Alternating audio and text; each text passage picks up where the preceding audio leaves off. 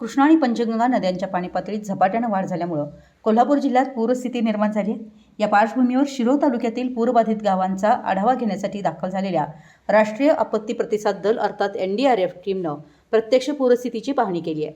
संभाव्य पूरस्थिती हाताळण्यासाठी NDRF आणि स्थानिक वजीर रेस्क्यू फोर्सनं कृष्णा पंचगंगा संगम परिसरात यांत्रिक बोटींसह बचाव कार्याचं थरारक संयुक्त प्रशिक्षण घेतलं। पूरबाधित गावांची पाहणी आणि आढावा गेल्या काही दिवसात झालेल्या मुसळधार पावसामुळे कृष्णा व पंचगंगा नद्यांना पूर आलाय। शिरोळ तालुक्यातील अनेक गावांना पुराचा धोका निर्माण झाला असून प्रशासनानं आधीच सतर्कतेचा इशारा दिलाय। परिस्थितीचं गांभीर्य ओळखून NDRFच्या तुकडीनं शिरोळ तालुक्यातील पूरबाधित क्षेत्रांना भेटी देऊन पाण्याची सद्यस्थिती आणि सुरक्षित स्थलांतराच्या मार्गाची पाहणी केली आहे। कृष्णा पंचगंगा संगमावर लाईव्ह रेस्क्यू ऑपरेशनचं प्रशिक्षण शिरोळ तालुक्याला पुराचा फटका नेहमीच मोठा बसतो। हे लक्षात घेऊन NDRFच्या जवानांनी त्यांच्या आधुनिक यांत्रिक बोटी नदीपात्रात उतरवून बचाव कार्याचा सराव केला।